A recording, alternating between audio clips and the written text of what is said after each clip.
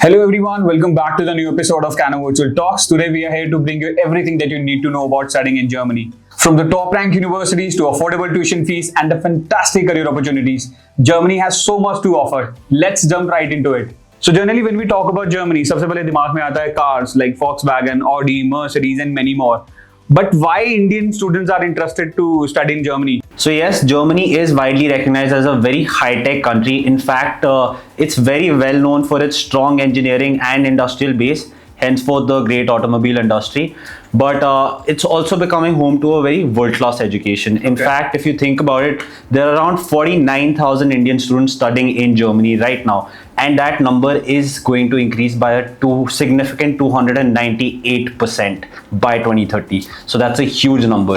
So that's insane. What are the reasons behind it? So of course, there's an immense amount of growth. The reasons behind it being first would be, I think, a very high quality education that Germany provides you, which is at a very affordable rate. Second, after you get a German degree, the career prospects in Germany itself are immense.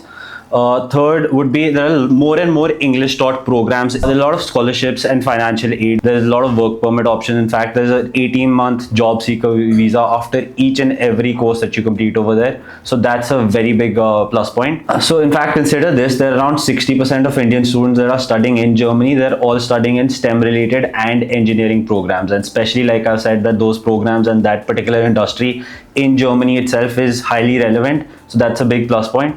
So I think yes, are the reasons there, but there are plenty of others as well. But the major reasons would be these. So I have heard from many students that public universities are better than the private university. So what's your take on it? So obviously that is a valid concern because it is sure maybe in some ways a public university can be better than a private university, but that is not always the case. There are always going to be pros and cons to each of them, right? But at the same time, one of the major decisions for a student actually heading to Germany would be choosing between a public and a private university. So let me just break it down further for you.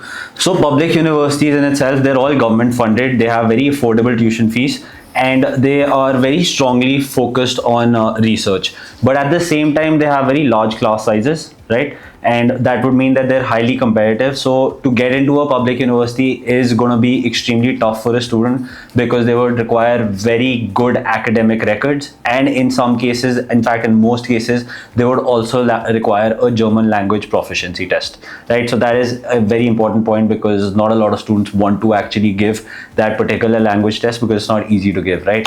So now moving on to private universities, they are obviously going to have smaller class sizes, which is going to mean that there's a lot of personalized attention towards each and every student, and also the programs taught in terms of these private universities are all very industry focused.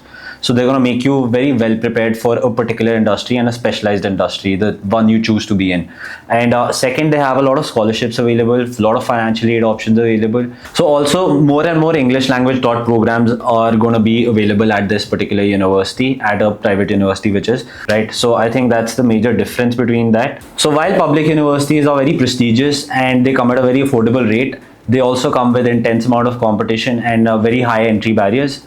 On the other hand, private universities are going to offer you more specialized programs and of course at a reasonable rate, but they also give you a very smooth admissions process along with it. So at the end of the day, every university is going to have their pros and cons. It's up to the students what kind of a choice they want to make, right? So now I wanted to ask you the question regarding the programs available in Germany. So generally it happens in Canada and in Australia. Student can opt for multiple kind of diplomas and degrees at their undergraduate and a postgraduate level.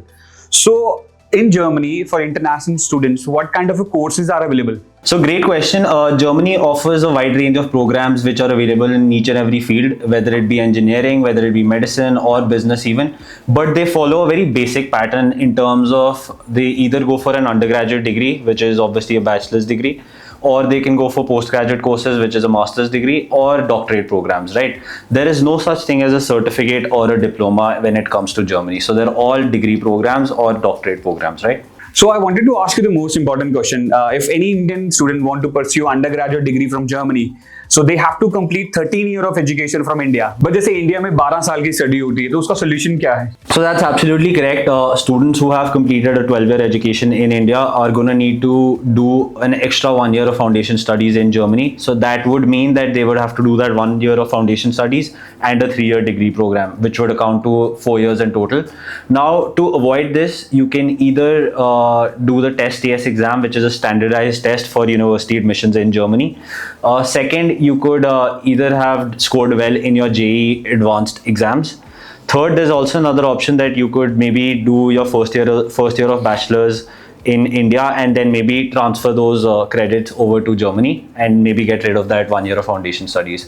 But there are some particular universities in India which are H plus level universities that Germany categorizes them as, which are eligible for that. So ye dekhna padega. Otherwise, these are the ways that you can avoid that 1 year of foundation studies. Okay, so my next question is, so what saving or financial proof do students need to show when they're applying to study in Germany? So great question. In fact, one of the first things that you need to do after you've received your offer letter is open up a blocked account in Germany. Now, this account basically shows that you have enough funds to actually cover your expenses in Germany itself. So the blocked amount is going to be 11,904 euros, which would equate to around 992 euros per month that you can actually take out. So this is a very important step. And also don't forget to book your travel and health insurance before you fly out, because that's an extremely important step. So now let's talk about the visa appointment. Is there any difference between booking appointment for non-German university and the German university? So there is a difference. When you're applying for a German university, you're going to have to book your appointment through VFS, which is going to cost you around $800. And if you're going for a non-German university, you are going to have to book your appointment directly through a consulate. And the embassy fees is going to remain the same across the board, which is going to be around 75 euros. So there you have it, everything you need to know about studying in Germany. Thanks for tuning in to Canam Virtual Talks. Don't forget to like, share and subscribe. Until next time.